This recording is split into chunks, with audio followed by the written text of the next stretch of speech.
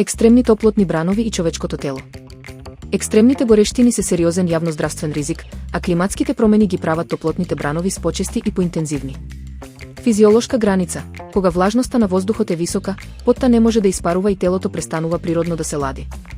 Тоа води до хипертермија, што е особено опасно за постарите и хронично болните лица. Глави грешки при ладење. Пиењето ледено ладна вода ги стеснува крвните садови, а користењето вентилатори на температура над 35 степени само ја забрзува дехидратацијата.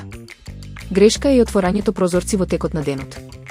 Временски шок. Наглите падови на температурата во рок од 24 часа исто така се голем напор за организмот. Тие можат да предизвикаат замор, силни главоболки и кардиоваскуларни проблеми кај чувствителните лица. Како да се заштитите? Се советува престој во ладни простории со спуштени ролетни и избегнување излегување меѓу 11 и 15 часот. Потребно е да се пијат течности на собна температура и да се практикува топло туширање пред спиење.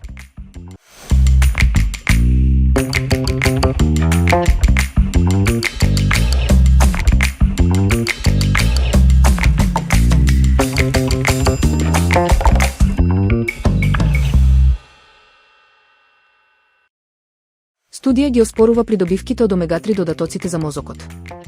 Ново научно истражување открива дека додатоците на рибино масло не го забавуваат когнитивниот пат, ниту пак ги спречуваат промените во мозокот поврзани со Алцхајмеровата болест, пренесува списанието е Биомедицин. Двогодишно следење. Студијата опфатила 365 лица на возраст од 55 до 80 години со зголемен ризик од Алцхајмер.